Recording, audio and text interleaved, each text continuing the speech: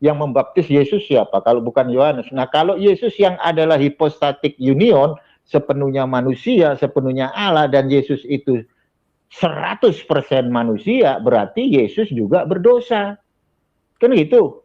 Yang menjadi dalang pembunuhan Yesus siapa? Silakan Anda jawab, Bang Rudi. Oke, sekarang kutanya kau, siapa yang membunuh Yesus? Coba kasih ayatnya, Yesus dibunuh. Kasih dulu, siapa yang membunuh Yesus? Loh, penyalipan itu dibunuh nggak? Enggak, beda. Ya Allah ya Robi, berarti kalau nggak dibunuh berarti nggak mati Yesus ya? Kan aneh. Untuk mematikan Yesus tak perlu dibunuh. Kan aku bilang itu semua gereja mengajarkan karya keselamatan itu karya dari Bapa. Memang karya benar, keselamatan kan? Itu. Yang kau cari kalau karya keselamatan itu adalah karya dari Bapa, maka yang menjadi dalang penyalipan itu kan Bapa. Palen. Susah amat jawabnya. Sebentar dulu. Ya, gimana? Kau bilang silakan, tapi jangan kau potong. Kalian lama-lama kuliah ke Zulkifli, disuruh orang silakan dipotong, disuruh silakan dipotong. Saya ambil contoh Julius HMC saja, jalan saya untuk mengatakan Tuhan itu adalah iblis. Di hari-hari kemudian akan ada orang yang murtad. Mereka mengikuti ajaran roh-roh penyesat dan ajaran setan-setan. Artinya Yaya Waloni, Kainama, Julius HMC mengikut ajaran setan-setan sekarang. Memang gak kami sangka orang mati di kayu salib terkutuk. Tetapi Yesus itu bukanlah orang terkutuk. Kenapa ketawa? Makanya Paulus itu saya juga nggak ngerti itu macam mana sih Paulus ini ya. Kok dia bisa berani mengatakan terkutuklah dia di tiang salib gitu loh. Kan itu bunyinya gini.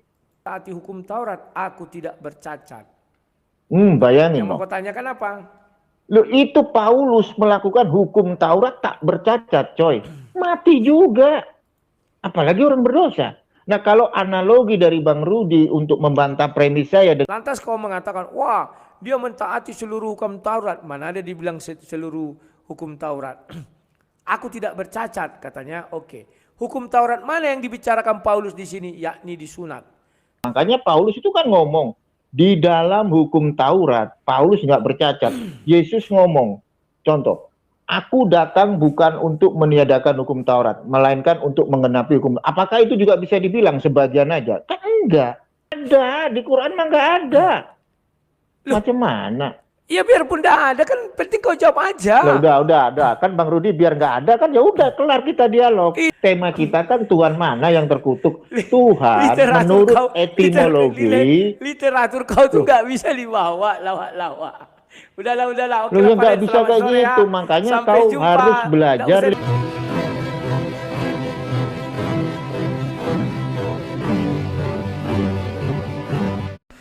Assalamualaikum warahmatullahi wabarakatuh.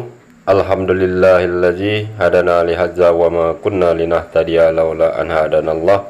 Asyhadu an la ilaha illallah wahdahu la syarikalah wa asyhadu anna Muhammadan abduhu wa rasuluh. Puji syukur kehadirat Allah Subhanahu wa taala karena kita masih diberikan waktu dan kesempatan berjumpa kembali melalui channel Salam Satu Akidah. Semoga kita semua dirahmati Allah dan diberi kekuatan serta keteguhan hati di dalam iman Islam untuk terus meningkatkan iman serta ketakwaan kita kepada Allah Subhanahu wa taala. Baiklah saudaraku semuanya, pada kesempatan kali ini kita akan kembali menyaksikan bagaimana cerdasnya seorang mu'alaf ya, yaitu saudara kita Umar Al-Farizki, yang beliau ini adalah mantan dari Kristen dan juga mantan penganut Yudaisme ya. Nah, kali ini saudara mu'alaf kita akan berdiskusi dengan Rudi Yohanes, yang seperti biasa ya, kalau tidak asumsi ya dipastikan kontradiksi apa yang disampaikan mengenai konsep ketuhanannya. Nah, itu adalah fakta ya, seperti apa yang dijelaskan oleh saudara mu'alaf kita di depan Rudi Yohanes, dan pada akhirnya Rudi Yohanes tidak mampu untuk membantah apa yang diungkap oleh saudara mu'alaf kita. Nah, bagaimana keseruan diskusi ini kita akan simak bersama. Namun sebelumnya saya mengucapkan terima kasih kepada saudaraku semua yang sudah mendukung channel ini dengan subscribe, Dan yang baru bergabung jangan lupa juga subscribe, like, serta share-nya. Dan jangan lupa juga kita dukung ya channel saudara mu'alaf kita Umar Al-Farizki untuk di subscribe channelnya juga.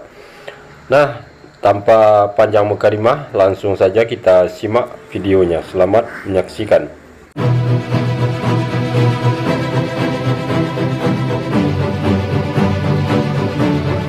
Videomu juga nampak YouTube-mu. Ya oke, gua ulangi lagi ya. Gua ulangi lagi nih. Ya, jadi ketika Paulus dia yang tidak mengenal dosa telah dibuat Allah menjadi dosa, artinya Yesus pertama kali nggak berdosa, terus kedua dia dibuat Allah menjadi dosa. Nah di situ Yesus berdosa nggak? Ya berdosa, kan gitu. Karena siapa Yesus berdosa? Karena manusia. Yang membuat Yesus berdosa siapa? Ya akan di situ 2 Korintus 5:21 kan jelas Bang Rudi. Dia yang tidak mengenal dosa telah dibuat Allah menjadi dosa. Telah dibuat Allah menjadi dosa, berdosa enggak? Kan simple. Oke, aku jawab. Lanjut. Okay. Kalimat itu jelas di sana, Valen. Tolong dinaikkan lagi kalimat itu, kan udah aku share screen itu ya. Ya, biar kita baca. Bentar, gua naikin dulu. Ya, dia yang tidak mengenal dosa, ingat dia tidak mengenal dosa, telah dibuatnya menjadi dosa, bukan dibuatnya menjadi berdosa ya. Bedakan dibuatnya menjadi berdosa dengan dibuatnya menjadi dosa. Karena kita, artinya di sini bahwa Yesus itu dibuatnya menjadi dosa-dosa manusia, bukan dosa-dosa Yesus. Pahami dulu Valen. Contoh, kamu tadi membuat contoh kepadamu. Contoh aku bilang si Palen ini bukan seorang penjahat. Tapi karena dia datang misalnya mengatakan sesuatu orang itu tidak suka, maka dikriminalisasilah si Palen menjadi penjahat. Padahal penjahat. Padahal ada yang kau lakukan yang salah, tapi dicari-cari bagaimana ceritanya biar kau salah. Dan kebetulan tidak ditemukan, maka dibuat-buatlah. Sama Yesus kan tidak ditemukan salahnya, maka dibuatlah Yesus sebagai pemberontak. Pahami ya? Bukan dibuat menjadi berdosa Palen, tapi dibuat menjadi dosa. Kenapa dibuat menjadi dosa? Dosa manusia itu ditimpakan kepada dia, jadi kan jadi dosa namanya itu. Semua dosa ini diambil, dikumpulkan misalnya satu, ditimpakan kepada Yesus. Bukan karena Yesus dibuatnya berdosa, dia enggak berdosa, tapi dibuatnya menjadi dosa. Pahami dulu itu Palen ya, kalau kau paham, ya silakan, apalagi yang mau kau tanya. Oke, dibuat menjadi dosa ini malah tambah parah loh coy. Yesus dibuat menjadi dosa. Dosa itu kan hal yang negatif malah, ya kan? Jadi ketika Yesus yang pada mulanya nggak berbuat dosa, nggak mengenal dosa, lalu Allah membuat Yesus menjadi dosa. Dosa itu kan jelek bosku. Oke, gua flashback nih ke belakang. Ada seorang tokoh yang bernama Yohanes Pembaptis. Yohanes Pembaptis ngomong kayak begini. Berserulah Yohanes Pembaptis, ngomong kan sama bangsa Israel. Berseru-serulah Yohanes Pembaptis, berilah dirimu dibaptis, kan gitu. Bertobatlah dan berilah dirimu dibaptis, maka Allah akan mengampuni dosamu. Pertanyaannya, yang membaptis Yesus siapa? Kalau bukan Yohanes. Nah, kalau Yesus yang adalah hypostatic union, sepenuhnya manusia, sepenuhnya Allah, dan Yesus itu 100% manusia, berarti Yesus juga berdosa. Kan gitu. Dia kan di dalam ajaran Kristen kan ada dosa waris. Makanya Yesus dibaptis. Yesus dibaptis, Yohanes ngomong, bertobatlah, berilah dirimu dibaptis, maka Allah akan mengampuni dosamu. Nah, Yesus dibaptis di Sungai Yordan. Dan itu dikonfirmasi sama 2 Korintus 5 ayat 21. Dia yang tidak mengenal dosa telah dibuat Allah menjadi dosa. Terus, kalau Bang Rudi berkata bahwa itu diskriminasi, bagaimana mungkin diskriminasi? Kalau saya bertanya, yang membunuh Yesus siapa? Yang menjadi dalang pembunuhan Yesus siapa? Silakan Anda jawab, Bang Rudi. Oke, terima kasih. Ya, turunkan dulu screen-nya. Begini, Palen. Sekarang, kau merokok. Iyalah, nyantai lah, Bang.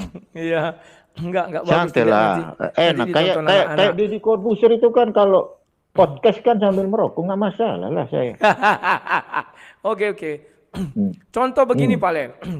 Misalnya kamu punya hutang ke bank 1 miliar.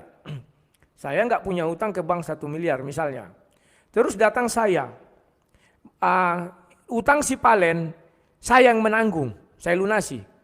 Kan artinya saya menjadi berutang di situ kan? Karena saya menyanggupi membayar utang si Palen. Benar. Paham ya?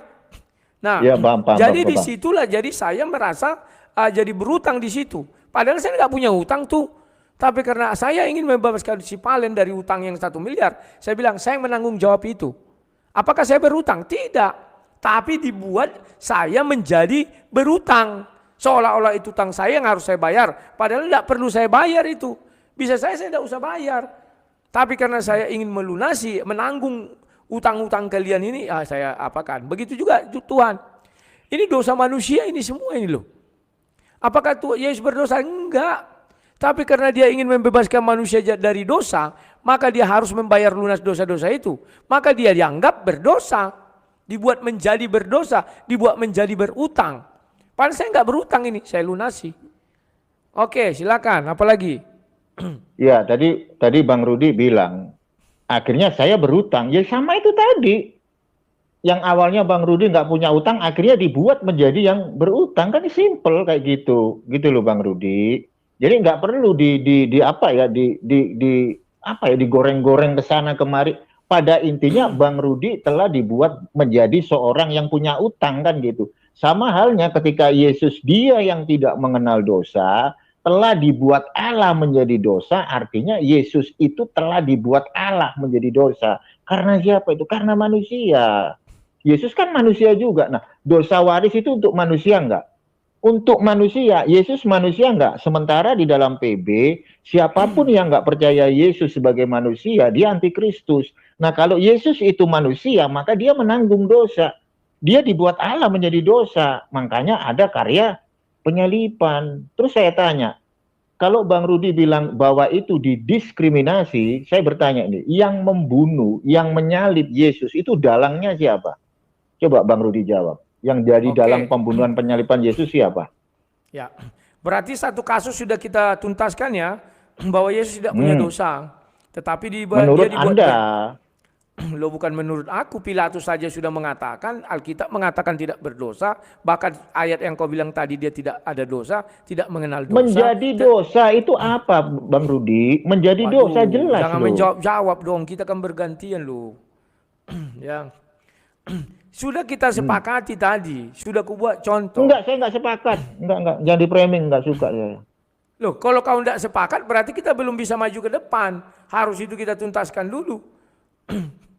Ya udah, kalau benar-benar gini, kalau Bang Rudi punya perspektif tidak berdosa, saya punya perspektif berdosa berdasarkan 2 Korintus 5:21. Kelar, berarti kita beda di situ. Terus kita lanjut, kalau bahas itu aja nggak kelar-kelar. Kalau kau mau bilang beda, memang kita beda kok.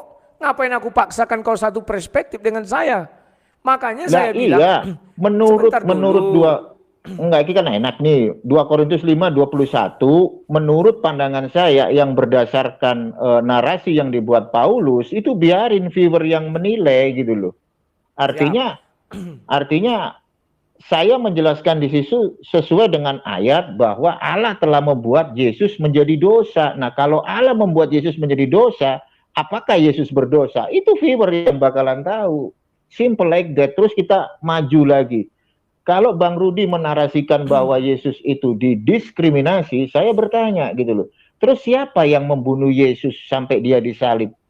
Itu yang menjadi dalang pembunuhan Yesus waktu dia sampai disalib siapa? Silakan Bang Rudi.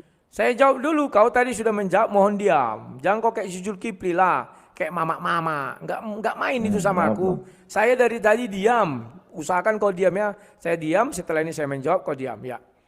Saya sudah menjelaskan, kalau kita berbeda pandangan enggak masalah. Itulah sebabnya kita berdebat. Kalau sudah pandanganmu begitu, ngapain kau tanyakan ke aku? Aku hanya menjelaskan, ini loh kalau dari sudut pandang Kristen, saya buat sebuah contoh. Si Palen berutang di bank 1 miliar. Karena kasihku kepada si Palen, karena aku sayang sama dia, maka aku katakan kepada bank, saya menanggung utang si Palen. Maka bank mengatakan, bisa nggak saya pindahkan Pak, utang dia ini atas namamu? Oh enggak perlu saya bilang, tapi saya membayar utang si Palen. Maka orang mengira atau bank itu mengatakan saya dibuat menjadi berutang. Padahal saya enggak berutang. Saya membayarkan utang-utang orang, tetapi mereka memandang seolah-olah saya yang berutang. Karena dibuat oleh diri saya sendiri, Yesus kan Tuhan. Tuhan sendiri membuat dirinya jadi berutang. Sama dengan itu, saya dibuatnya jadi utang. Padahal saya enggak utang itu. Karena kasih saya saja saya lunasi utangnya. Nah sekarang itu biarkan sudah berbeda, karena itu kita berdebat. Saya maju ke depan, siapa yang membunuh Yesus? Itu siapa yang melakukan, kamu bilang. Kalau kamu baca Yohanes 10 ayat 17 sampai 18. Aku memberikan nyawaku untuk menerimanya kembali. Tidak seorang pun mengambilnya dariku. Siapa bilang Yesus dibunuh? Tidak seorang pun mengambilnya dariku. Kalimat mengambil, kalau dibunuh artinya ada yang mencabut nyawa Yesus. Kalau ada yang mencabut nyawa Yesus, di dunia ini Alkitab mengatakan yang mencabut nyawa itu adalah iblis atas seizin Tuhan. Itu kita bisa lihat di Ayub. Mulai dari Ayub 1 itu ya, baca saja situ. Ayub 1 ketika ayat 6 bertemu dengan iblis. Dari mana kau iblis? Dari jalan-jalan. Oke. Apa yang kau lihat? Kau lihat umat hambaku si Ayub, ya aku lihat kalau dia miskin gini, silakan, tapi jangan kau sayangkan nyawanya. Ya. Sementara Yesus mengatakan tidak seorang pun mengambilnya dariku. Siapa yang mengambil? Gak ada. Lantas dari mana kau bisa mengatakan Yesus mati? Tentu kau tidak paham. Kau bilang, loh Paulus kan banyak membuat, kalau Yesus tidak mati maka kita tidak diselamatkan begini-begini. Oke, saya terima itu sebelum kamu masuk ke sana. Perlu kamu ketahui bahwa Yesus sudah mengatakan tidak seorang pun mencabutnya. Maka ayat Alkitab mengatakan ketika Yesus disalib, apa dikatakan? Dia menyerahkan nyawanya. Tidak ada dikatakan nyawanya diambil. Enggak ada. Kalau dibunuh artinya nyawanya diambil. Kalau menyerahkan nyawanya artinya apa? Boleh saya katakan seperti orang tertidur. Karena di hadapan Tuhan tidak ada kematian. Di hadapan Tuhan loh. Semuanya di hadapan Tuhan itu hidup. Batu pun di hadapan Tuhan hidup. Disuruhnya bicara, batu itu bicara. Ya. Maka yang terjadi apa? Yesus diturunkan dari kayu salib. Manusia melihat. Betul, Yesus menyerahkan nyawanya, mati. Setelah pintu kubur ditutup, yang terjadi adalah buatan Yunus. Jangan kalian bilang nanti kubur Yesus adalah gua. Kalian bilang kubur Firaun juga gua. Jangan kau ikuti si goblok-goblok AMC itu dengan si Julius.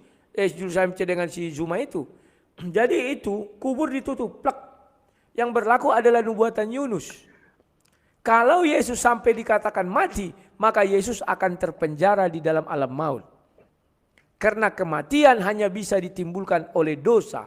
Enggak ada orang yang tidak berdosa mati. Henok dan Elia tidak mati. Dia dibawa ke sorga. Pahami dulu konsepnya itu, Palen. Silakan. Iya. Ini jadi melebar. Ini saya yang tanyakan, yang menjadi dalang pembunuhan Yesus di kayu salib itu siapa, Bang Rudi? Yang menjadi dalang ini loh. Nah, dalang pembunuhan Yesus waktu dia disalib ini siapa? Berarti kau rubah pertanyaanmu. Yang terakhir benar. Dalang penyalipan Yesus siapa? Jangan kau penyalipan itu pembunuhan enggak? Sebentar, penyalipan itu pembunuhan enggak? Yesus tidak mati terbunuh. Aku menyerahkan nyawaku untuk mengambilnya kembali. Sebentar. Tidak seorang pun mengambilnya dariku. Yesus disalib itu dibunuh enggak? Enggak. Penyalipan itu dibunuh enggak? Oke. Oh, berarti enggak ada kematian dong. Definisi dibunuh apa? Aku tanya dulu kau. Loh, penyalipan itu dibunuh enggak? Penyalipan Yesus itu loh. Siapa yang membunuh Yesus? Kalau nggak ada yang membunuh Yesus, ya nggak ada penyalipan dong. Macam mana Bang Rudi ini? Bedakan penyalipan dengan pembunuhan. Loh, lah iya penyalipan. Sebentar, penyalipan itu dibunuh nggak penyalipan itu? Nggak harus. Ada orang disalib nggak mati. Ada orang ditembak nggak mati. Yesus mati nggak? Sebentar, Yesus mati nggak? Yesus disalib mati nggak? Lah iya, berarti ada dibunuh kan? Penyalipan itu kan dibunuh sampai Yesus. Oke, sekarang kutanya kau siapa yang membunuh Yesus? Coba kasih ayatnya Yesus dibunuh. Kasih dulu siapa yang membunuh Yesus? Loh, penyalipan itu dibunuh nggak? Enggak, beda. Ya Allah ya Robi, berarti kalau nggak dibunuh berarti nggak mati Yesus ya? Kan aneh. Untuk mematikan Yesus tak perlu dibunuh.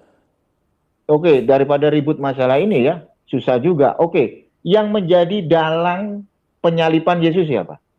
Nah, kalau kau bilang yang menjadi dalang penyalipan Yesus, baru benar. Kalau dalang pembunuhan, Yesus tak mati dibunuh. Aku menyerahkan nyawaku untuk menerimanya kembali. Tidak seorang pun mengambilnya dariku.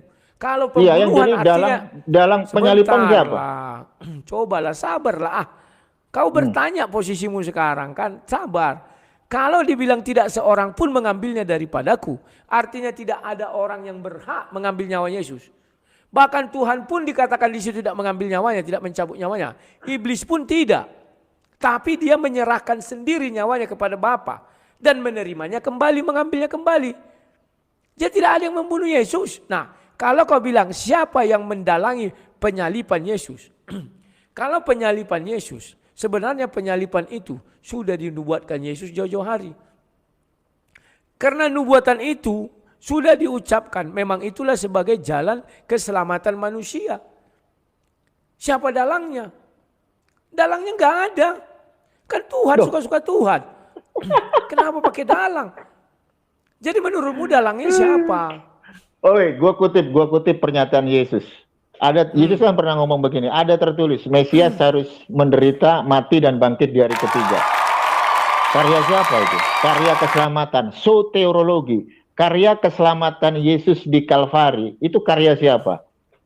Yohanes 3 ayat 16, karena begitu besar kasih Allah akan dunia ini sehingga dia mengaruniakan anaknya yang tunggal. Karya siapa itu? Karya keselamatan itu karya siapa? Iya, karya siapa itu? Kan sudah kujelaskan sama kau. Tuhan menubuatkan harus digenapi. Jadi kalau kau cari karya siapa Bang Rudi? Ya, itu kan karya Bapa. Kan aku bilang itu setelah gereja mengajarkan karya keselamatan itu karya dari Bapa. Memang karya benar, keselamatan kan? itu. Yang kau cari kalau karya keselamatan itu adalah karya dari Bapa, maka yang menjadi dalang penyalipan itu kan Bapa. Palen. Susah amat jawabnya. Sebentar dulu. Ya, Palen. gimana? Kita mau berdiskusi atau mau lomba-lomba suara? Biar ku setel suaraku kuat. Tidak mampu kau? Yakin kau mampu biar ku setel? Gue sesuai loh. Gini Bang Rudi, gue sesuai dengan narasi gereja-gereja ngajarin. Karya keselamatan itu adalah karya dari Bapa. Aku heran melihat kalian. Aku heran melihat kalian. Padahal posisi kau bertanya, tapi kau nggak sabaran. Benarlah kata Alkitab itu, bahwa di hari-hari kemudian akan ada orang murtad, ikut ajaran setan-setan dan roh-roh penyesat. Kau kulihat mengalami perubahan tingkah laku. Jadi kau sekarang sudah meniru mak-mak. Enggaklah kau berdiskusi, sabar menanti, sementara aku sabar menanti. Gimana sih, kita mau lanjutkan ini atau mau lomba kekuatan suara? Belum lagi giliran aku membuktikan Tuhan mulu, terkutuk apa enggak? Ya buktikan aja, ada tertulis kan gitu. Kalau nggak ada tertulis ya berarti penghujatan kan gitu. Kalau gua kan ada tertulis. Kan gitu Bang Rudi. 2 Korintus 5:21 kan ada. Jadi terus karya keselamatan kan ada. Macam mana? Nah sekarang siap nggak kau untuk diam? Biar ku jelaskan. Kalau nggak siap kau aja bicara. Kau bilang silakan, tapi jangan kau potong. Kalian lama-lama kulihat kayak Zulkifli. Disuruh orang silakan dipotong, disuruh silakan dipotong. Sabar. Makanya seperti domba. Domba itu patuh. Kalau keledai lompat sana lompat sini dikira pintar tapi goblok. Sabar ya, ku jelaskan. Aku sudah mengatakan, kalau kau cari siapa dalangnya merujuk kepada manusia enggak ada. Karena itu sudah dibuatkan Yesus. Kalau dicari siapa yang menyeting, menyelenggarakan ini, ya Bapa di sorga, bukan dalang namanya. Bedakan dalang itu kan untuk manusia. Siapa dalang pencipta langit? Ada dalang pencipta langit dan bumi. Tolong kalimatnya kan dirubah, bedakan antara ucapan kepada Tuhan dengan ucapan kepada manusia. Jangan kau bilang nanti manusia berfirman, tidak ada itu kecuali Yesus. Kau samakan, firman itu kan suara, bicara, ya berarti manusia berfirman, tidak, bedakan. Kalau Tuhan namanya berfirman, manusia namanya berbicara. Kalau manusia namanya dalang, kalau Tuhan bukan dalang namanya, keputusan Tuhan lah. Kan Tuhan yang menetapkan itu semua, memang kita bisa apa? Karena dia ingin menyelamatkan umat manusia. Gak bisa kita atur Tuhan, suka-suka Tuhan. Silakan.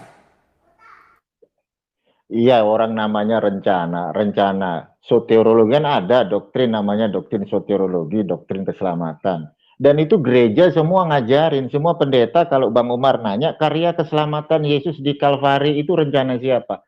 Mereka semua kompak jawab, itu rencana Bapa. Nah, kalau itu rencana Bapa, artinya rencana penyaliban Yesus sampai Yesus terbunuh, mati, bangkit di hari ketiga. Rencananya siapa? Rencananya Bapa.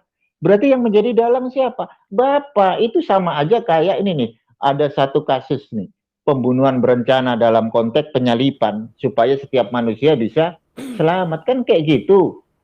Ya itu harus diimani dong, nggak boleh nggak diimani, nggak ada masalah Bapak merencanakan satu prosesi karya keselamatan melalui anaknya dengan jalan disalib penderitaan, nggak ada masalah.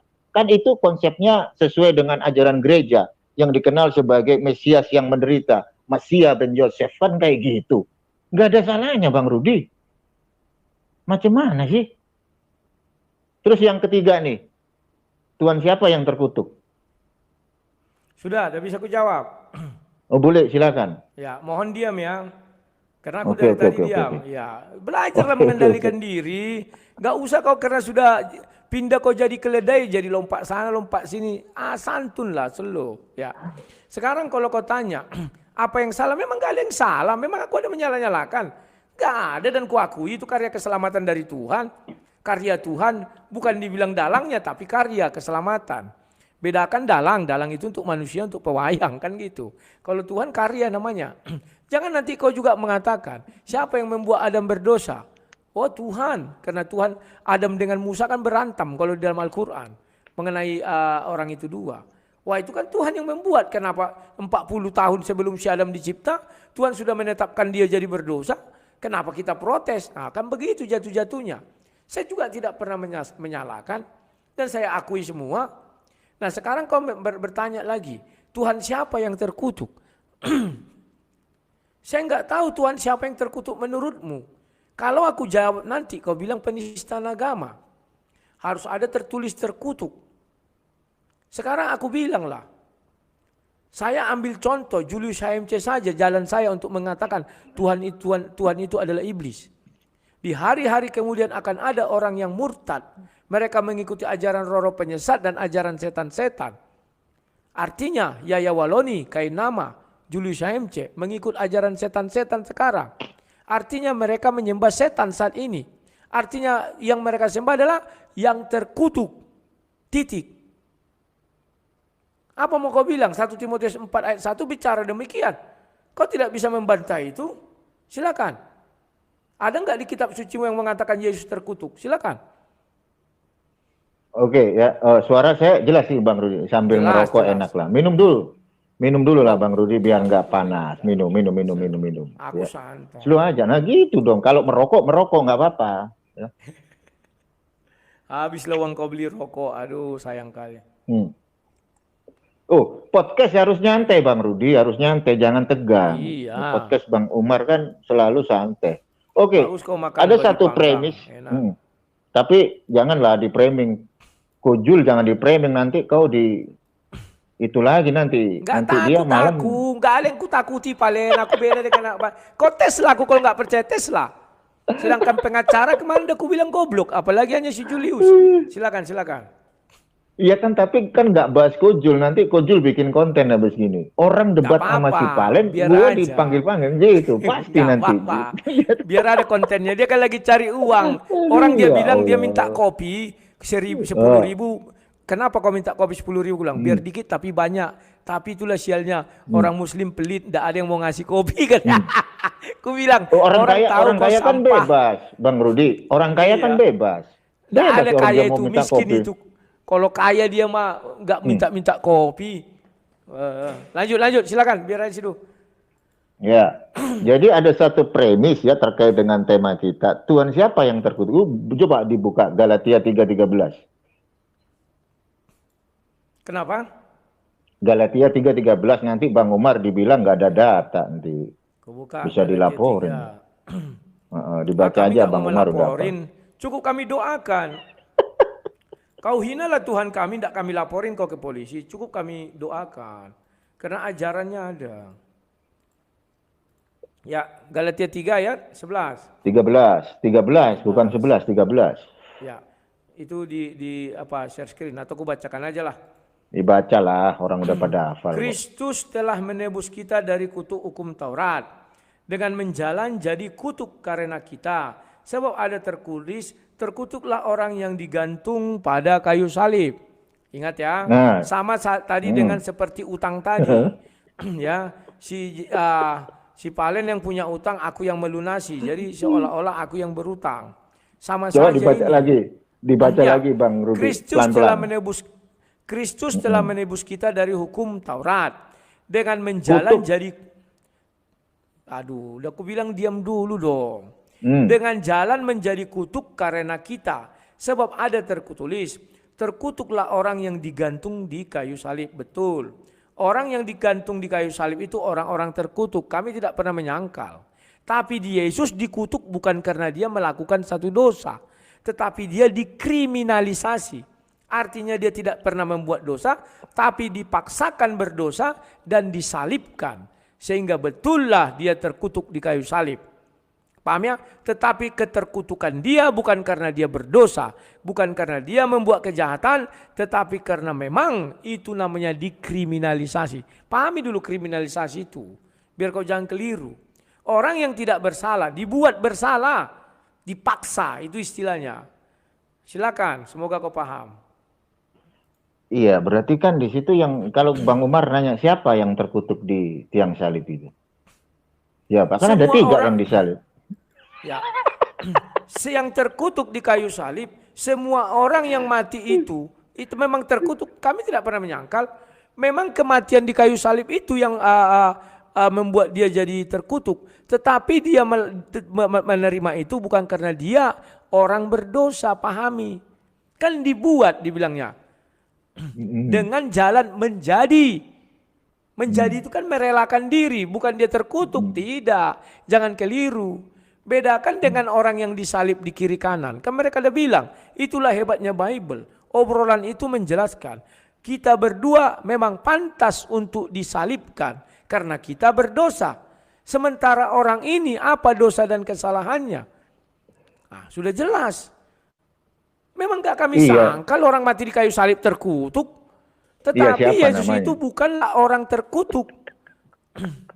Kenapa ketawa? Iya, Bang Rudi bilang terkutuklah orang yang di tiang salib. Nah, Bang Umar nanya siapa nama-nama yang disalib itu yang terkutuk? Jawab dong.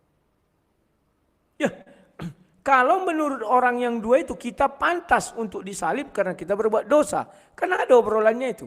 Sementara Yesus tidak pantas.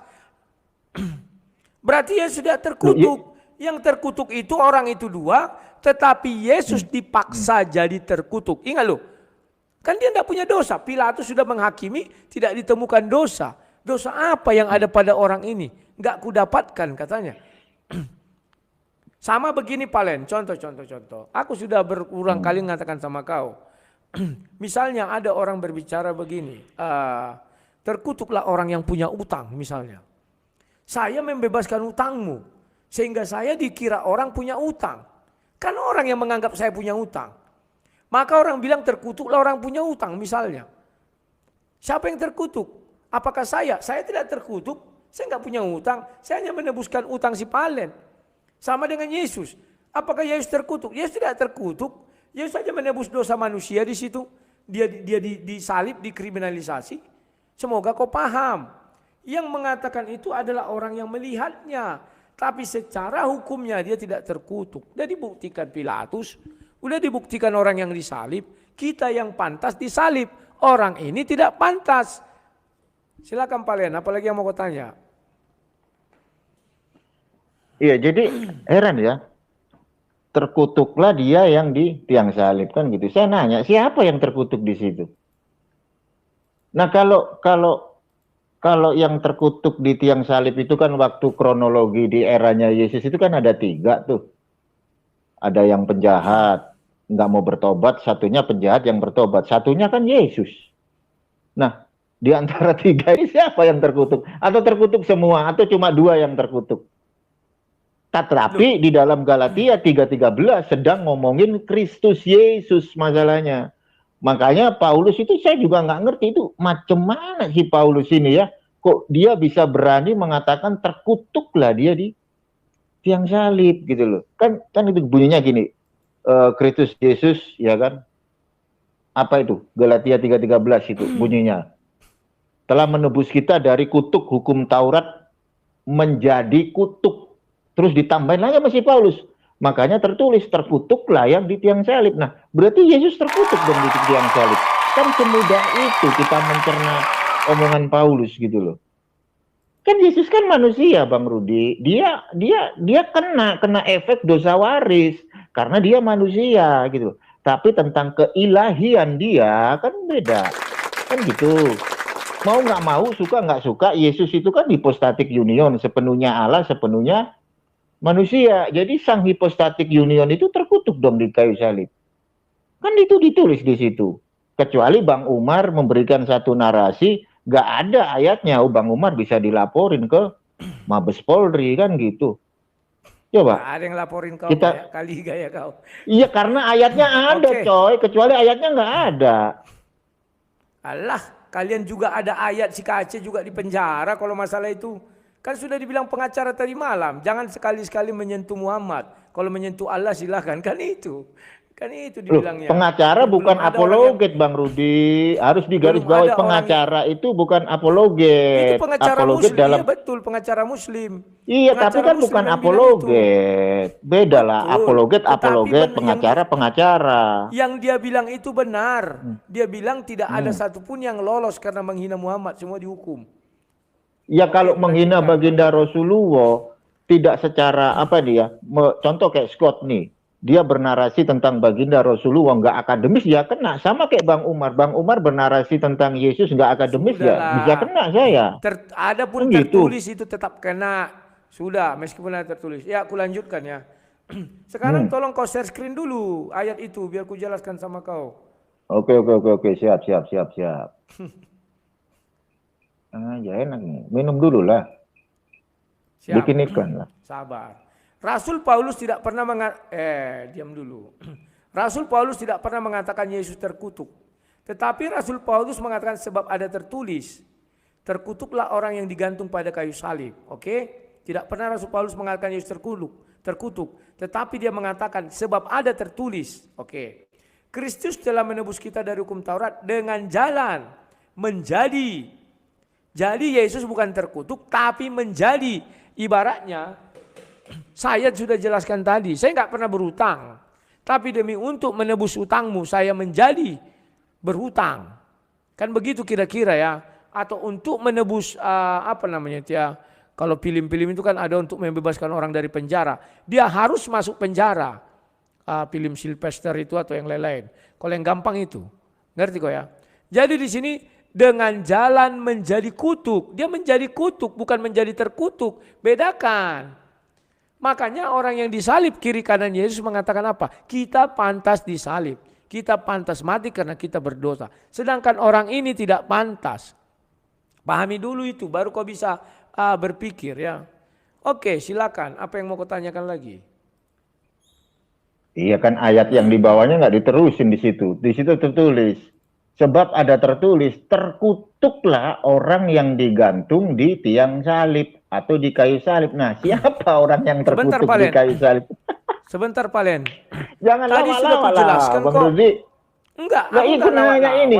Ini kan sebab ada tertulis, terkutuklah orang yang digantung pada kayu salib. Ya, lanjut. Tadi kan sudah kujelaskan Palen, kau bilang Paulus mengatakan Yesus terkutuk. Enggak ada Yesus mengatakan terkutuk. Paulus tidak pernah mengatakan Yesus terkutuk. Dia mengatakan sebab ada tertulis. Terkutuklah orang yang di kayu salib. Memang ada tertulis. Semua orang karena ada tulisan itu, maka orang menyangka dia adalah orang terkutuk. Padahal dia dikriminalisasi. Faktanya tidak, dia menjadi. Pahami Palen, kalau kau mengutip itu berarti kau memposisikan diri jadi orang yang tidak tahu apa-apa. Hanya melihat tulisan itu dan kau mengatakan, wah Yesus terkutuk. Sebab ada tertulis katanya. Kau mengatakan Yesus terkutuk sebab ada tertulis. Tetapi kami yang mengetahui tidak mengatakan yang tertulis, tetapi apa? Dia menjadi terkutuk. Pahami dulu tuh Palen. Jadi kita sudah posisi dua yang berbeda. Kau orang yang tidak mengetahui peristiwa itu, yang tidak mengetahui untuk apa kejadian itu, maka kau mengatakan sebab ada tertulis. Jadi kalau kau melihat orang disalib misalnya, wah itu terkutuk, terkutuk. Contoh. Tidak semua orang yang dipenjara itu adalah membuat kejahatan. Apa buktinya? Ada yang korban salah tangkap kemarin. Artinya dia tidak membuat kejahatan. Tapi karena kita sudah punya mindset atau sudah punya, sebab ada tertulis. Semua yang masuk penjara adalah orang terpidana. Orang yang ditetapkan sebagai penjahat. Ternyata dia bebas kemarin dan dibuktikan salah tangkap. Pahami dulu itu. Tetapi bagi si Palen yang hanya membaca, sebab ada tertulis, orang yang sudah diputus pidana, maka dia jadi penjahat atau ditetapkan jadi narapidana. Tidak semua orang yang di dalam sel itu betul-betul narapidana. Ada yang salah tangkap, korban salah tangkap. Paham gak Palen? Semoga kau paham. Kalau kau gak paham, aku bagaimana lagi menjelaskan sama kau? Silakan Palen. Ya nggak masalah lah, itu perspektif dari Bang Rudi. Yang penting kan gue udah nampilin tuh. Ya kan jelas, terkutuklah orang yang di tiang salib. Berarti Yesus terkutuk, orang Yesus digantung di tiang salib kan gitu. Kecuali nggak ada narasi seperti itu. Oke, gue langsung ke spesifik lagi. Gua kalau dalam iman Kristen gua yang dulu, upah dosa itu kan maut. Kan gitu. Ya. Roma 6:23. Orang kalau berdosa itu mengalami kematian nggak? Kalau berdosa mengalami kematian enggak? Oke, udah siap pertanyaanmu, aku jawab. Nah, ya jawab dulu dong. Kalau orang berdosa itu mengalami kematian nggak? Ya aku nggak mau menjawab. Kau selesaikan dulu biar jangan dipotong-potong. Iya kan biar tertata rapi gitu loh, biar nggak muter-muter kayak tadi. Orang berdosa itu orang berdosa itu mengalami kematian nggak? Itu aja pertanyaanmu? Ya, orang berdosa itu mengalami kematian nggak? Ya, tolong diam. Aku jelaskan yang tadi itu dulu. Kan ada tertulis terkutuk. Sudah aku jelaskan sama kau Palen. Ada tertulis. Semua yang dipenjara adalah narapidana. Memang dia dipenjara narapidana. Tetapi dia korban salah tangkap. Kenapa dia langsung dibebaskan dan dibersihkan namanya? Ternyata dia tidak narapidana. Pahami dulu tuh Palen. Paham nggak kau? Sebab ada tertulis. Semua orang yang di dalam penjara adalah narapidana. Benar gak kalimat itu? Benar. Semua yang ada di dalam sel itu adalah narapidana. Benar. Ternyata ada satu orang di dalam sel ini. Ternyata korban salah tangkap. Sering itu dimajukan ke TV-TV dulu kan. Dan dia akhirnya dibebaskan. Namanya dibersihkan. Apakah kau bilang itu narapidana? Sebab tertulis. Semua orang yang masuk dalam sel itu narapidana. Betul, semua yang dalam sel pidana. Tetapi setelah diteliti dia tidak bersalah, dia dibebaskan. Paham gak kau itu? Sama dengan Yesus. Semua orang, sebab ada tertulis, semua orang yang mati di kayu salib adalah terkutuk. Memang betul ada tulisan. Tetapi Paulus mengatakan dia tidak terkutuk, tapi menjadi kutuk. Sama dengan orang tadi, menjadi narapidana. Dia bukan narapidana, tapi menjadi. Pahami dulu itu kalimatnya sudah jelas sekali aku menjelaskan itu. Sudah. Sekarang pertanyaanmu, apakah semua orang berdosa pasti mati? Oke. Saya bukakan sebuah di dalam intisari kekristenan. Orang yang tidak hidup di bawah hukum Taurat dan masuk ke sorga namanya Henok. Orang yang hidup di bawah hukum Taurat dan masuk ke sorga namanya Elia. Artinya dia tidak melanggar satupun hukum Taurat. Yang kedua, yang ketiga. Orang yang hidup di bawah hukum Taurat dan mati sesudah itu dia berdosa tetapi diselamatkan, itulah orang yang disalib di sebelah Yesus. Silakan, apalagi pertanyaanmu? Ya, kalau Bang Rudi mengambil analogi itu lebih hebat Paulus ya. Saya nanti akan ke narasinya Paulus. Dalam kekristenan orang-orang yang berdosa itu mengalami yang namanya kematian. Kalau Bang Rudi menganalogikan untuk membantah premis saya dengan narasi Henok tidak melanggar dosa, dia nggak mati, langsung diangkat ke surga kan. Itu Paulus ngomong di dalam hukum Taurat aku tak bercacat. Paulus mati, coy. Itu Paulus itu di dalam hukum Taurat Paulus tak bercacat, mati juga, coy. Nggak bisa Bang Rudi mengambil satu analogi seperti itu. Tetapi universalnya. Ayatnya mana? Ayatnya mana? Coba. Klik aja mah di Google. Klik aja. Tulis saja di dalam hukum Taurat Paulus tak bercacat. Ada itu ayatnya. Coba Bang Rudi cari. Bang Umar nggak bohong-bohong, beneran. Klik aja di Google. Bang Umar lupa tempatnya di mana. Di dalam hukum Taurat Paulus tak bercacat. Itu ada itu di suratnya Paulus. Ah, belum teman gimana?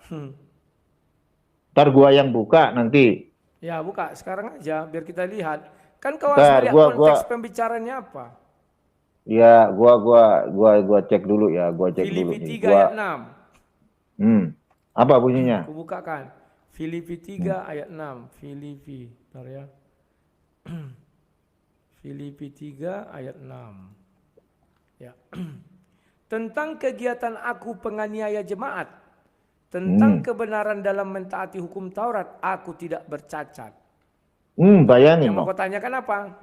Loh, itu Paulus melakukan hukum Taurat tak bercacat, coy. Mati juga. Apalagi orang berdosa. Nah, kalau analogi dari Bang Rudi untuk membantah premis saya dengan menghadirkan si Henok manusia. Di dalam perspektif kekristenan ada yang namanya dosa asal. Gue nanya, Henok kena nggak dosa waris? Kena lah, orang dia manusia. Gitu macam mana? Boleh lanjut. Siap. Lanjut. Tolong diam ya biar tersampaikan pesan-pesannya. Oke. Saya share screen dulu ayat itu. Memang lawak-lawak. Ya. Tolong di share screen ayat itu biar jelas. Ya, oke. Gua share screen. Gua angkat dulu ntar, gua angkat. Ya. Sebelum saya masuk ke sini saya bicara tentang Henok. Apakah Henok terkena hukum waris? Terkena. Hukum warisnya apa? Dari debu tanah engkau diambil, engkau akan kembali menjadi debu tanah. Andai kata Henok masih hidup di dunia ini, dia tinggal selama-lamanya di dunia ini, maka dia akan mengalami firman Tuhan itu kekal. Dari debu tanah engkau diambil, engkau akan kembali menjadi debu tanah. Maka Tuhan tidak mau Henok itu mati di dunia ini, karena upah maut adalah dosa. Ya. Jadi, andai kata Henok di dunia ini, ditunggu sampai dia berdosa baru dia mati. Itulah sebabnya Tuhan melihat Henok tidak berdosa, diangkat dia kepada Tuhan. Sehingga hukum waris itu tidak berlaku sama dia. Karena dia diangkat Tuhan tidak lagi di bumi dari mana dia diambil. Kita tidak tahu kemana, tetapi yang pasti Tuhan berada di sorga. Pahami dulu itu. Paham ya? Demikian juga Elia. Ya, Elia juga mengalami dosa waris. Tetapi agar dia tidak jatuh ke dalam dosa dan menjadi debu tanah, maka dia tidak boleh hidup di dunia ini. Selagi misalnya dibiarkan ada Elia hidup di dunia ini, umurnya akan panjang sepanjang-panjangnya kalau dia tidak berdosa. Begitu dia berdosa satu titik saja, maka dia kembali kepada tanah. Maka Tuhan mengangkat dia agar tidak hukum Taurat, hukum warisnya berlaku, dari debu tanah engkau diambil kembali menjadi debu tanah. Oke. Sekarang saya masuk Filipi 3 ayat 6. Tentang kegiatan aku penganiaya jemaat, ingat ya. Ini sebuah kegiatan dia menganiaya jemaat. Tentang kebenaran dan mentaati hukum Taurat aku tidak bercacat.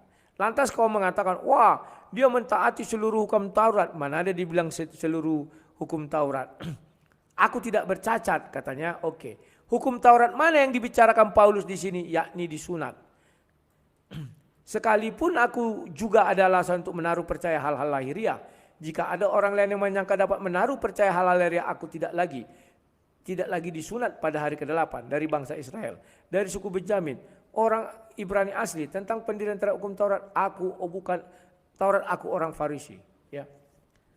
Ingat ya. Dia disunat pada umur 8 hari. Maka dia bilang di sini tentang kebenaran dalam mentaati hukum Taurat, bukan dia bilang seluruh hukum Taurat. Ini kan salah satu hukum Taurat, maka dia bilang hukum Taurat ini sunat. Dia disunat pada hari ke-8 dari bangsa Israel suku Benjamin. Ibrani asli dia. Memang tidak bercacat, dia umur 8 tahun. Bukan setelah besar disunat. Enggak. Umur 8 hari. Jadi dia tidak bercacat untuk hal itu. Paham kau ya kemarinnya? Silakan Palen. Iya, oke. Jadi jangan itu-ituin lah. Jangan ke framing. Ya. Mana seluruh hukum yang namanya hukum Taurat ya keseluruhan. Kalau gua counter narasi dari Bang Rudi, itu debatnya kayak debat bocil gitu loh. Sama, gua juga akan bilang kayak begini. Di mana di situ tertulis sebagian dari hukum Taurat? Nggak ada kan gitu. Yang namanya hukum Taurat ya hukum Taurat. Hukum Taurat itu apa aja kan gitu. Ya keseluruhan itu. Di situ Paulus mencontohkan hal yang konteksnya ke Brit Milah, sunat gitu loh. Yang namanya hukum Taurat itu ya bukan sunat aja gitu loh. Makanya Paulus itu kan ngomong di dalam hukum Taurat, Paulus nggak bercacat. Yesus ngomong, contoh, aku datang bukan untuk meniadakan hukum Taurat, melainkan untuk menggenapi hukum. Apakah itu juga bisa dibilang sebagian aja? Kan enggak. Harus dewasa dong, namanya hukum Taurat ini keseluruhan, 613 misvot, mispatim, hukim, eidot, semua. Hukum Taurat itu kan kalau di LAI ini kan bermasalah tuh kata-katanya, kalau di dalam original teks Torah. Sementara Torah itu ada Torah Sebiktab, Torah Sebalpe, apalagi Paulus mengklaim dirinya sebagai orang Farisi. Sisi historikal orang Farisi itu mengimani Torah Sebiktab, Torah Sebalpe, Torah tertulis dan Torah lisan. Itu nggak bisa dibohongin sisi historikal. Orang Farisi, Yesus juga orang Farisi. Kalau Bang Umar ngomong Yesus orang Farisi, oten pada marah semua. Orang Farisi itu sisi historikalnya orang-orang yang terpandang, orang-orang yang taat, bahkan juga bisa dikatakan orang-orang yang munafik. Tapi nggak semua orang Farisi seperti itu. Farisi beda dengan Saduki. Kalau Saduki nggak percaya kebangkitan, Farisi mempercayai kebangkitan. Gitu. Jadi Paulus itu hukum Taurat dia nggak bercacat loh. Dia juga mati. Makanya dalam ajaran Kristen orang yang berdosa mengalami kematian. Yesus manusia nggak? Kalau Yesus manusia berarti Yesus mengalami yang namanya kematian. Tapi berhubung Yesus itu hakikatnya adalah Allah, dia dibangkitkan sama Allah yang pertama. Jadi Allah Bapa membangkitkan Allah Putra. Supaya apa? Supaya di surga ini Allah Putra menikah. Ayatnya ada di Wahyu. Lanjut. Udah. Okay. Sekarang aku mengatakan sebuah perumpamaan sama kamu ya. Paulus sudah mengatakan di situ sunat. Gak bisa kau taati itu, Farel. Siapa nama kau? Umar. Umar yang diserupakan. Nama kau Palen Cahyono, kau buat-buat Umar diserupakan. Nama kau Marsauran, kau buat-buat Umar diserupakan. Minumlah dulu, minum. Minumlah. Minum dulu lah. Bang Umar kau bilang. Sejak kapan akte kelahiran kau belum Umar? Aduh. Iya, marga kita kan sama, Sinaga. Saudaranya kan Sinaga lah. Si Umar mana ada marga si Sinaga si Umar? Adalah kan ini baru Umar Al-Fariski, enggak ada Sinaga itu, banyak kali kayak kau. Ya. Contoh. Lanjut. Misalnya dibilang hukum KUHP misalnya kan. Hukum KUHP kan banyak, apa yang cocok ya, tunggulah aku cari nanti ya sambilan. Tetapi di sini Paulus sudah membatasi ruang lingkup pembicaraan mengenai sunat. Dibilangnya aku disunat 8 hari. Kan dia menjelaskan hukum Taurat yang satu itu. Sesudah itu aku dari bangsa Israel, aku dari Ibrani, aku dari ini. Kalau mengenai itu katanya aku tidak bersunat. Itu apa? Kan hukum Taurat itu namanya. Tidak mungkin bilangnya mengenai sebagian hukum Taurat aku tidak orang zaman dahulu mengerti sebagian seluruhnya. Aduh, Palen. Ya, dia tidak salah mengatakan mengenai hukum Taurat itu aku tidak bercela. Tapi dia tidak bilang aku tidak mencuri. Kan dia dijelaskannya tentang sunat itu. Mana dia bilangnya aku tidak membunuh. Orang Paulus nyata-nyata mengatakan aku membunuh seluruh jemaat. Kan ada ayatnya tentang membunuh jemaat katanya kan. Ini kan dia dibilangnya nih. Tentang kegiatan aku mengenai jemaat. Tentang kebenaran dan mengetahui aku tidak bercacat. Ya, pada saat itu memang mereka harus membunuh yang bukan orang Yahudi. Kan mungkin begitu. Dan dibilangnya tentang 2 ayat hal ini. Disunat dia pada hari ke-8, tidak pernah dia bercacat ini kok. Berarti dia tidak disunat hari ke-9. Kalau disunat di hari ke-9 berarti bercacat. Makanya orang-orang yang disunat tidak umur 8 hari semuanya itu bercacat di mata Tuhan. Dari bangsa Israel dia. Jadi kalau orang disunat bukan bangsa Israel itu bercacat, pamalo-malohon, pajago-jagohon kan ya. Dari suku Benjamin. Dia dari suku Benjamin yang orang Israel itu. Orang Ibrani asli. Jadi kenapa kau bilang oh harus semua 300 ayat, 300 pasal. Lawak-lawak aja kau nanti ini. Ya. Bang, mana dia sudah terpental, aku ditinggalkan sendiri. Lawak-lawak si Palen ini ya. Oke lah. Kawan-kawan tidaklah elok kalau aku bicara, oh udah masuk lagi dia. Lanjut. Oke. Ya. Oke ya. Kalau kau melanjutkan ayat itu juga dijelaskan. Tetapi apa yang dahulu merupakan keuntungan bagiku sekarang kuanggap rugi karena Kristus ya. Malah segala sesuatu yang kuanggap rugi karena pengenal akan Kristus Tuanku lebih mulia daripada semuanya. Jadi dia tidak mengatakan dia tidak berdosa, malah dia bilang aku tentang kegiatan aku menganiaya jemaat. Wah, jadi dua hal dibilangnya di sini, sunat dan menganiaya jemaat. Tapi kalau kita lihat ayat belakangnya ya itu.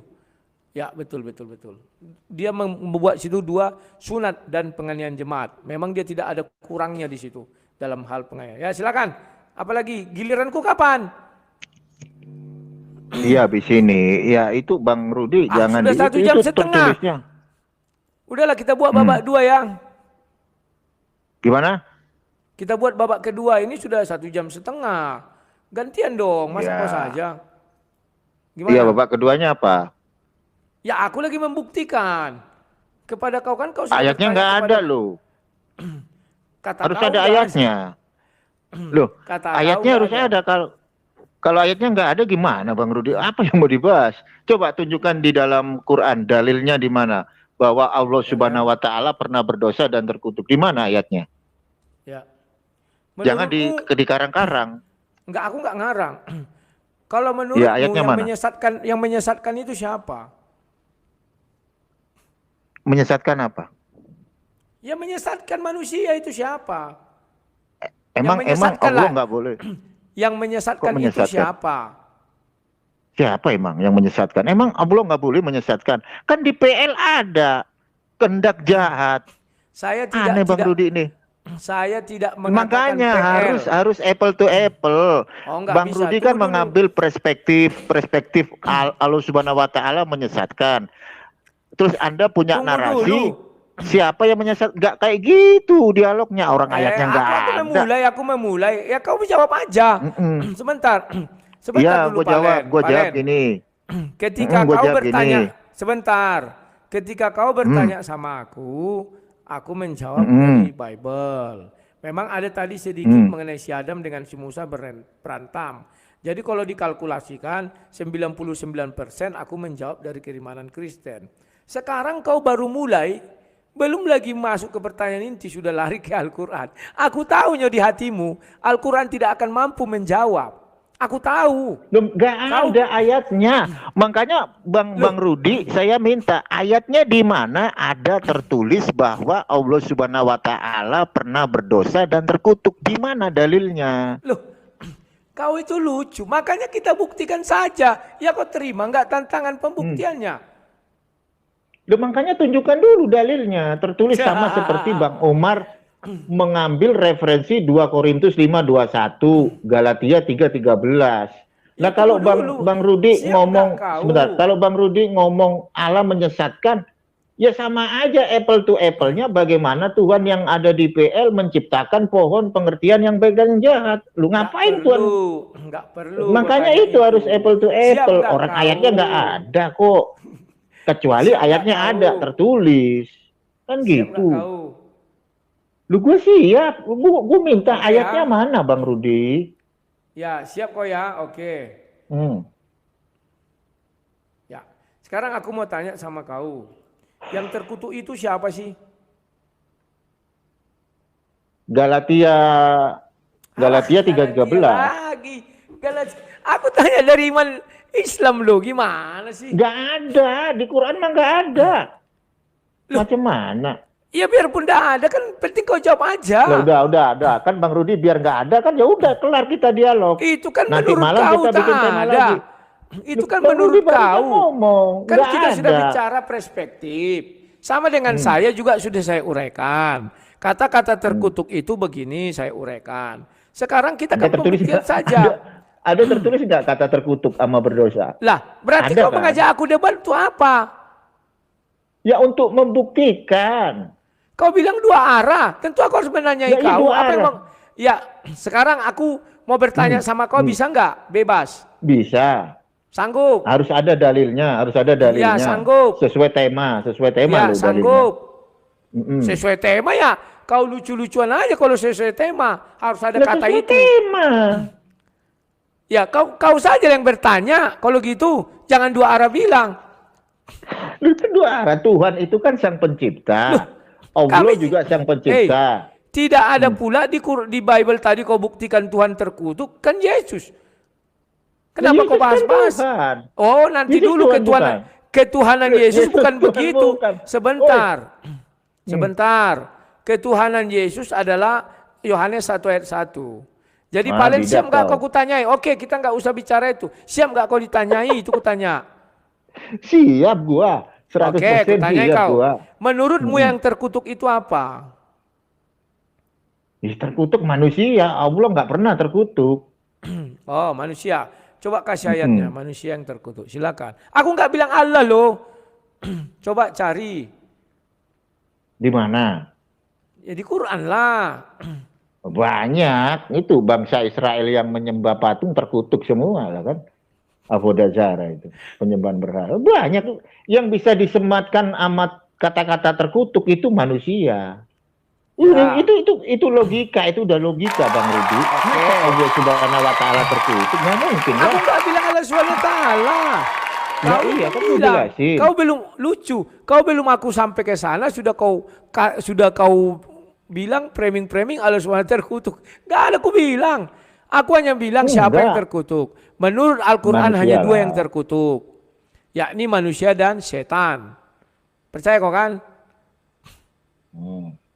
Kenapa setan dikatakan terkutuk? Coba kau jawab. Setan apa iblis? Iya, setan itu kan bagian dari iblis. Makanya kau jawab sendirilah. Kalau surah 81 ayat 25 dikatakan, dan Al-Quran itu bukanlah perkataan setan yang terkutuk. Surah 51 ayat 10, terkutuklah orang-orang yang banyak berdusta. Surah 38 ayat 77, Allah berfirman, maka keluarlah kamu dari surga. Sesungguhnya kamu adalah orang terkutuk. Itu kepada Adam dan Hawa ya. Apabila kamu membaca Al-Quran, hendaklah kamu meminta perlindungan kepada Allah dari setan yang terkutuk. Kenapa setan itu dikatakan terkutuk? Oke, ini dengar suara Bang Umar. Ya, Bang Umar Cahyono. Ya. Ada satu cerita ketika baginda Rasulullah Aduh, lahir. kau jangan bicara dongeng lah. Ada satu cerita, jangan begitu. Bisa kena itu loh, seperti bisa kena dongeng. Loh, bukan kau dongeng. bicara ada satu cerita, bilangkan aja ada tertulis di hadis. Seolah-olah kau yang menghina. Lah, apa kau itu bilang nggak cerita? Mana Itu cerita kan itu nggak ada cerita. tertulis di hadis. Jangan bilang ada satu cerita Itu nggak di cerita satu itu. hari. Bukan. Harus Makanya ini loh, bisa apa? dalam Itu cerita yang bercakap-cakap, coba pilih kalimat yang ya Allah ya Rabbi. sebentar. Dalam bercakap-cakap, tolong kau pilih kata yang tepat. Jangan ada sebuah cerita seolah-olah buku itu komik urusannya, itu kan framing kamu. Cerita ini. Mana ada itu, cerita itu bilang ada tertulis di hadis. Jadi kau sedang bicara buku cerita sama aku. Gue boleh ngomong nggak nih? Gue boleh ngomong nggak nih? Ngomong. Gue kan Ya, ngomong silakan. sesuai dengan iman gue.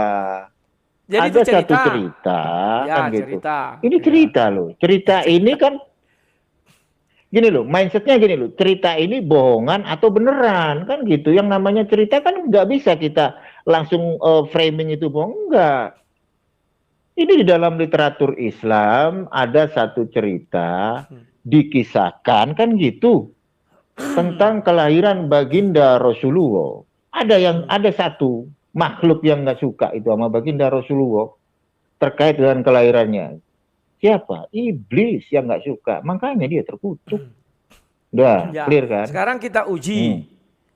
Siapa yang menuliskan itu? Baginda masih kecil. Orang belum lahir, masa dia tahu ada iblis yang terkutuk, yang tidak suka baginda lahir? Harusnya itu kan ada di dalam kitab suci. Di mana ayatnya? Gue jawab. Pening kau kan, pening.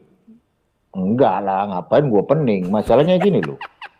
Literaturnya Islam itu bukan Quran aja gitu loh. Ada yang namanya hadis dan literatur Islam lain. Ada banyak. Makanya Bang Rudi sebagai seorang apologet, saya sarankan untuk membaca semua literatur dari umat Islam. Sama kayak Bang Umar membaca literatur dari kekristenan. Contoh kayak magisterium, tradisi suci, katekismus gereja, kayak gitu. Biar kredibel, biar kita nggak menghujat. Ya, sekarang lanjut. Aku nggak menghujat, kan kau bilang ada satu cerita. Sekarang coba jabarkan logikamu. Siapa yang menceritakan cerita itu? Lah kan udah dijelasin di situ. Itu dari kalangan kami, benar seperti itu. Datanya siapa yang menceritakan? Sebentar, maksudku yang menceritakan apakah bapaknya Nabi, ataukah Nabi, ataukah orang lain, atau siapa yang menceritakan? Coba jelaskan. Ya kan termuat dalam literatur Islam, Bang Rudi. Udahlah, kita selesaikan aja. Nggak usah kulanjutkan. Kok kau gimana aja bingung. Begini, Palen. Itu kan selalu menarasikan yang nggak baik-baik. Sebentar, Palen. Gantian kita. Kalau ada sebuah cerita dan kau anggap itu sebagai satu hukum atau fakta dalil, maka kau begini, ada sebuah cerita sebelum baginda Rasul lahir, ada setan yang ada satu yang enggak suka sama Nabi, yakni setan yang terkutuk. Artinya yang bisa menceritakan itu adalah orang sebelum Nabi lahir. Siapa? Bapaknya, ibunya. Ya adalah. Kan banyak di situ ya kan? Banyak di situ. Oke lah, namanya ngapain juga cerita ya. Kok bingung? Siap. Iya Oke lah, Valen. Terima kasih ya. Aku lihat kau belum siap untuk itu. Kau belajar banyak dulu tentang Islam. Belajar gimana? Lu tunjukin di mana Allah Subhanahu Wa Taala terkutuk? Aku enggak tanya nggak itu. Ada kan? Aku belum kita enggak ada. Oke. Aku tanya kau di kenapa mana? Setan terkutuk. Ku tanya kau kenapa setan terkutuk.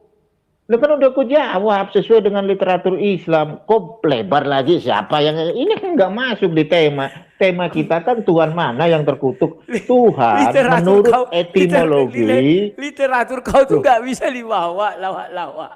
Udahlah. Oke, lu nggak bisa kayak gitu. Makanya kau harus belajar literatur. Nanti sakit kepala kau. Sampai Macam jumpa. mana, Salam kok? Sang The Water. Sampai jumpa. Jangan lapor polisi.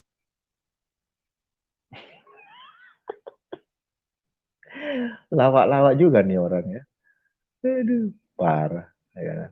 Dia nggak bisa membuktikan ya kalau Allah Subhanahu Wa Taala itu terkutuk dan berdosa. Nggak bisa, ayatnya nggak ada masalahnya. Coba, bisa nggak dia buktikan? Oh, nggak bisa, nggak berani dia melebar kemana-mana ya kan. Kalau dia bisa buktiin, masuk dia penjara beneran. Nah, memang benar apa yang dikatakan saudara mu'alaf kita terhadap Rudi Yohanes ya, yang memfitnah atau menuduh bahwa Allah itu terkutuk sementara ayatnya tidak ada ya, tidak ada dalilnya sama sekali. Artinya itu bisa dikategorikan sebagai penistaan.